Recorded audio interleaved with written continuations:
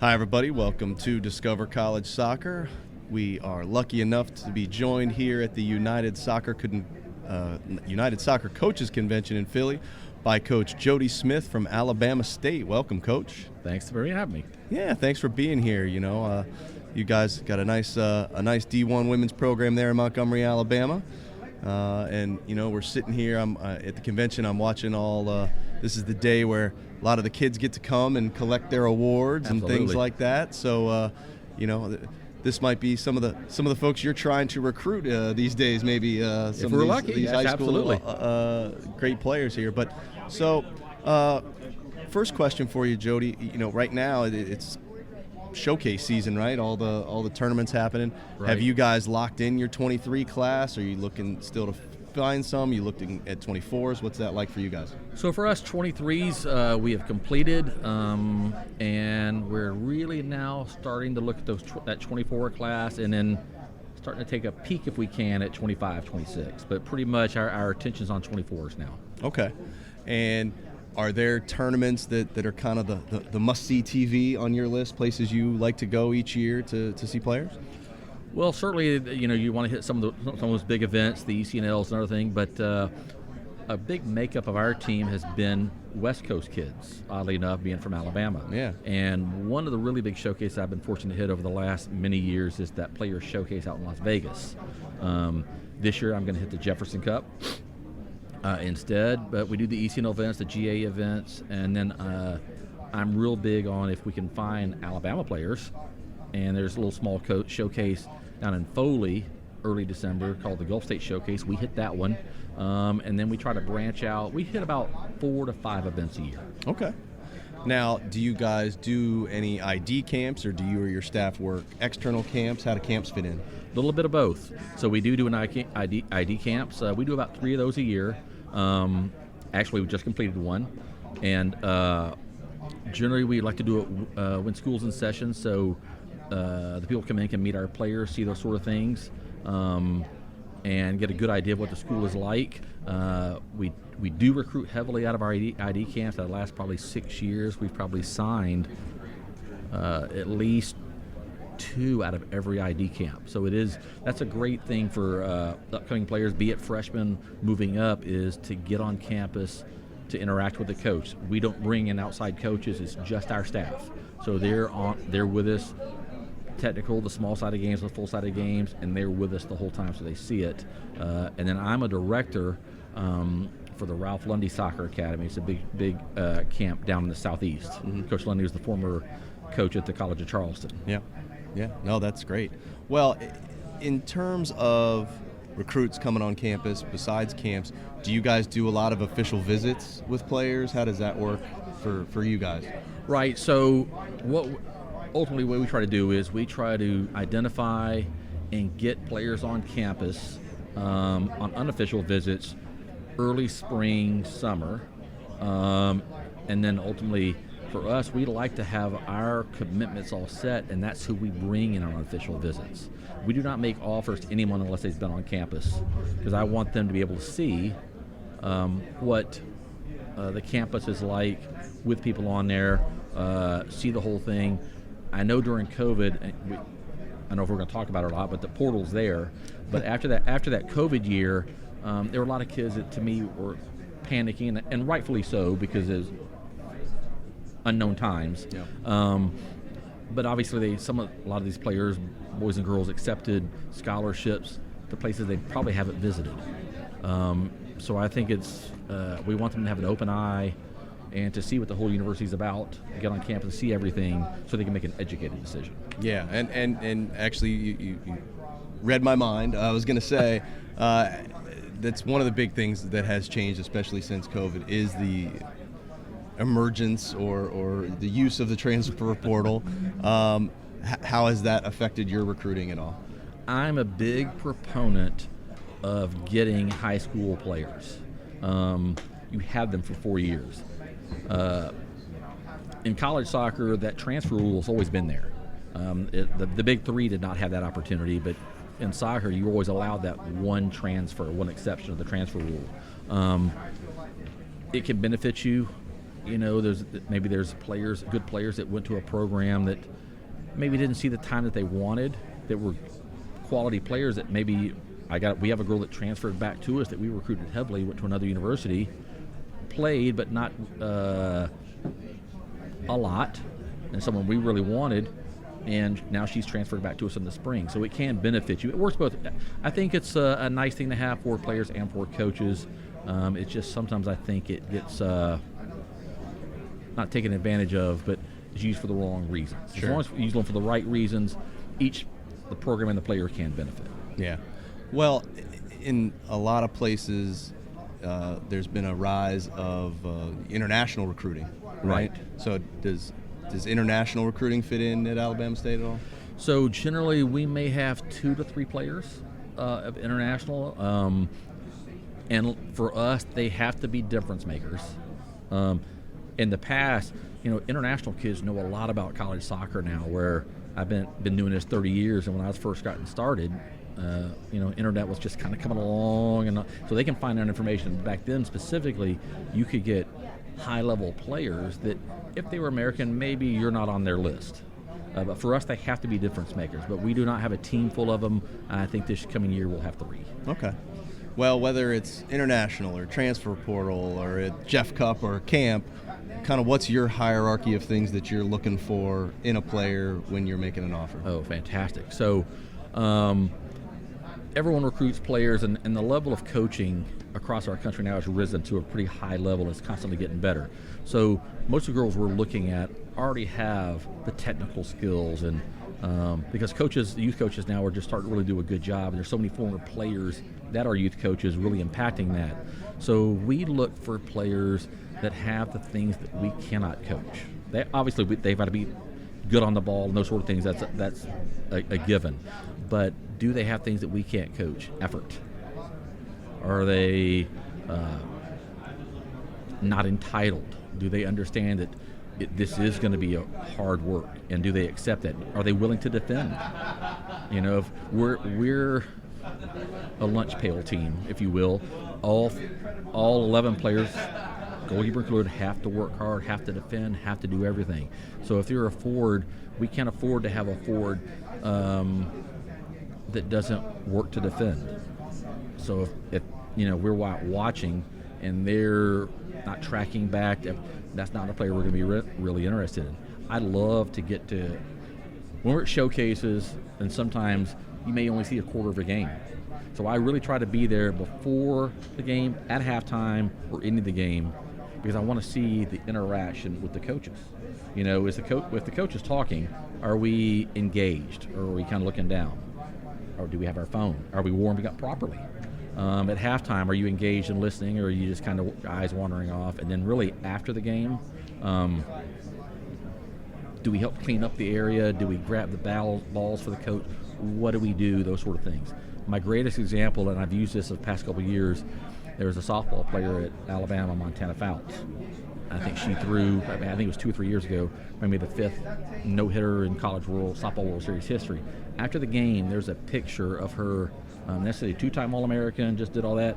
She's carrying the bat bag back to her bus. That's the player I want. I love it. Well, let's talk a little bit more about the school, because I'm sure there's some folks out there who aren't familiar with Alabama State. And, right. And it is an HBCU. I've talked to a few others, and I think there might be some misconceptions about really what an HBCU is and who you recruit. But you've been at Alabama State for a number of years. Kind of give me the awesome things about Alabama State that maybe I'm not going to find out just by clicking through the website. Well, so yeah, you said it. We're obviously an HBCU comes with a ton of history in Montgomery, Alabama. And today's day and time, we're learning about so many different things. It just definitely gives kids an experience that maybe they're not. It's different, and the level of play in our league is risen to a really good level. We're getting good consistent coaching, all those things. But with Alabama State uniquely in Montgomery, Alabama, obviously it's very historical in the civil rights movement. Dr. King, his church was there. The planning for the bus thing planned literally in the building across from my office. Wow. And when you walk around campus, and up and down Dexter Avenue, and you see all the historical markers. Tuskegee Airmen are 30 minutes away. 30 minutes away in the other direction is Selma. And that civil rights march, that civil rights trail all through there, it's very unique and it's empowering. We have the EGI Museum in Montgomery, very emotional, very powerful. And that's what Montgomery brings. It's obviously the state capital. So there are actually 4 universities in Montgomery, so it's a nice city. But it has that historical side. Our athletic program, our facilities are really 10 years old or less. And if you want a good quality education at a historical place that you feel that you can make an impact, you're going to be more of a big fish in a small pond as opposed to a small fish in a big pond. And if you come to our program, I feel like in 4 years, you will leave and felt like you had a great experience. Oh, that's great. Well, and let's talk a little bit more about the school side of things. One of the hardest things student athletes have to do is balance, their academics with the sport commitment. So specifically, how do your players do that, and what kind of support mechanisms does the school provide to help them with that? So I was not the best student. I went to LSU, obviously in Louisiana. I had a really good time. I was not an athlete, didn't have those demands.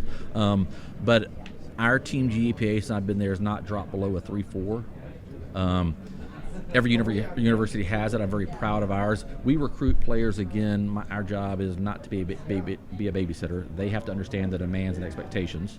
But we have every university has it. We have a part of our athletic department, academic support, that really oversees everything from an academic standpoint at the university. So our players have someone that they go to directly with any issue academically, be it tutoring, class schedule, making sure I'm on progress towards degree so I remain eligible, what it looks like for me postgraduate, helping me prepare for those things that I'm going to experience when I graduate. We have a whole department that handles all that stuff, and I'm really quite pleased because our players do academically and beyond college have done so many wonderful things.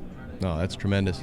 Well, take me back to the fall. In the season, what would a normal week look like for a player in terms of when are classes, when are meals, practice, what's the game cadence and getting used to that kind of thing? What would that look like for a player? So our games are usually Friday, Sunday, pretty typical, and then Mondays is generally that off day. That's the catch-up day. Catch up on academics, especially if we're getting back off the road. Is there any little rehab that you got to see the trainer about? Mondays is specifically for that. We do a film session. It's voluntary, and usually pretty much everybody comes. We only have those 20 hours in a week, so if you make it mandatory, that counts at 20. We don't make it mandatory. Maybe one day you've got a lab, or you've got to catch up on something. We don't make it mandatory, but I'm proud to say most of ours make it. Then on Tuesday, in season, like in the fall, we lift 2 days a week, 7 to 8 in the morning. Whole separate coaching staff that does that. Soccer coaches aren't even in there. It is your lifting program, conditioning program is specific to our team. You're not putting the plates on that football's doing. It's specifically designed for us.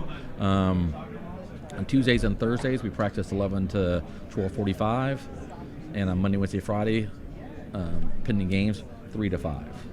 And then again Friday, Sunday, and then off we go. Thursdays, normally, like I said, we play Friday, Sunday. If it's an away game, after weights, we leave about 9:30 in the morning, so they can lift 7 to 8, have time to get breakfast, relax for a second, get their stuff to the bus, and then off we go. Okay. Well, let's talk a little bit more about the soccer side of things. And I guess my first question would be, do you have a roster size that you feel is ideal that you try to hit every year? Well, when I was a younger coach, I didn't like as many players. But what happens is sometimes you get some injuries here, somewhere there, and all of a sudden, like this, and then you don't have enough to train. One of the issues that we have at Alabama State is, so we're about 6,000 students, so we're not a large university. When I went to college, we might have had, English. There might have been 20, 25 sections of English. We don't have that many. And I'm very supportive of our players. If you want to have a degree program that you want to say that we offer, I'm going to support you in that. So maybe as you get older, you have to come late and or leave early. So that affects roster size. I'm now looking at the 25 to 28 number that I think works out well, because in the spring, once you finish your eligibility, we don't have seniors play. So that obviously cuts down the numbers that are going to train in the spring. So if you have that little bit higher number, has people to train in the spring, because that's where you want to accomplish things. And when we go on the road, we're allowed to travel with everybody during the regular season. So there is no travel roster. We leave everybody with, when it's all said and done as a college athlete, you're going to remember a little, maybe one big gamer there, and you might remember, she was a really good player. But at the end of the day, you're going to remember the experiences with your team. And being on the road on the bus is kind of what you remember. Back in my day, when I first started coaching, we took 15 passenger vans. And if I see the players now, when we meet or I see them, that's what they want to talk about. They want to talk about, hey, coach, did you know that we did this in the back of the van? Or, and, of course, no clue. Right. So those are the experiences that it's hard to be a college athlete. There's no doubt about it. But when it's all said and done, it's worth it, because those are the memories you're going to look back on. Yeah, well, when I was a senior in college, I remember I had to drive one of those 15 passenger vans because the coach was driving the other one. Right. Yeah. So, in terms of spring, you mentioned. Right.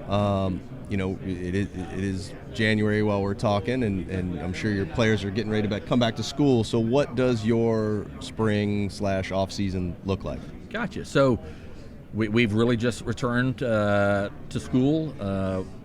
This past Wednesday, we got back in the weight room. In the spring, we lift 3 days a week. And so there's a Monday, Wednesday, Friday from 7 to 8. We actually only train 3 days a week. Tuesday, Wednesday, Thursday. My kind of philosophy and thoughts of it, in the season, you playoffs every week. If you only get 5 days in the spring for us to play, that's a lot of time of practice before you play. So we try to maximize our time, and we ask our strength coach to do a little bit more in the spring. That's when we want to see their bodies change, become a Division I athlete, know what it's like in the weight room. But we do practice 3 days a week. We do play our 5 days of competition. That goes, our first our first practice will be the first Tuesday in February. 2 weeks later is our first game, and we go all the way through. Our last spring game is April 15th. And then basically, about 2 weeks later is dead period, and graduation's May 8th, roughly this year. So the spring goes fast. Yeah. Okay. Well, we talked about roster, but the other thing we need to talk about is your staff. How big is your staff? What role does everybody play there? So I'm the head coach, and then I have 2 full-time assistants. One of the assistants was the goalkeeper coach. She's exclusive with the goalkeepers. I do incorporate finishers. I do not have cone movers. Everybody's involved in what we do. I do not want yes people. I want them to challenge me on playing time, who's playing where, input in practice, all those sort of things. Our first assistant is Marissa Parker, college player, played in Georgia. And then our second assistant, Cody Johnson, played at Division II school in Kansas, and they bring really a lot to the table, And I put a lot on their plate as far as, obviously they're very involved in practice sessions, practice planning, all those sort of things. They're involved. Their charge is the video review, the video scouting, breaking the clips down for all that sort of stuff. Marissa's our recruiting coordinator, and she gets out the road a fair amount, and we start getting our big board of names, and we start narrowing that down. And Marissa's actually, there's like a little semi-pro team about an hour away in Columbus, Georgia, that she's actually playing on this spring as well. So she's got her plate full. Absolutely support her doing it. Doesn't affect anything that we do. And then, bless you. Sorry. No worries. But it's a very much a collaborative effort. No egos involved. What can everybody bring to the table to make our team better? No, that's awesome. Well, in terms of, you mentioned video, and one of the things we've seen here at the convention is a whole lot of technology and analysis. And are you guys using any of that, or using any of the GPS stuff, or what kind of video do you use? Is it with practice or just games? What's that like? So I'm a big proponent of VO. I'm not sure how to say it. Again, we're a mid-major university, maybe a little bit limited resources where we don't have a lot of sometimes some of the support. So VO is fantastic because I don't have to have somebody film the game. They do it for us. Now they've broken down the analytics side of it, adding more to that. So we're going to see what that's like this year. And maybe we've used video breakdown before, but we're going to see what that looks like. We do film practice. The other thing that VO allows us to do is now we are able to stream games, all those things. We stream all our home games. We take it on the road. If the home team is streaming, then obviously we don't stream, but we will use it to record. So we still have that information. If they're not streaming, obviously we'll stream. During practice, we just film the practice with an old school camera, so we can download it quick and get moving with it. But yeah, technology is. Kids want to know information these days, and they want to know it fast. They have it in their hand. They're visual learners now, which is maybe from a different time. Kids today are very connected, and we want to do as much as we can to put the information about our team in their hands as fast as we can. No, that's great, because I know we talked to some of the analysis companies and seeing stuff, and it just seems to be going gangbusters these days, and that's awesome. Well, in terms of on the field, how would you describe your style of coaching and your team style of play? I'm not going to hide behind it. I would call myself demanding. My job is to get the best from you that I can, because our team's only going to be successful if I do. But I'm very fair. Some different philosophy for every coach. If you come in and you do the work and you're a positive member of the team, I'm going to find a way to get you minutes. And all minutes aren't created fair.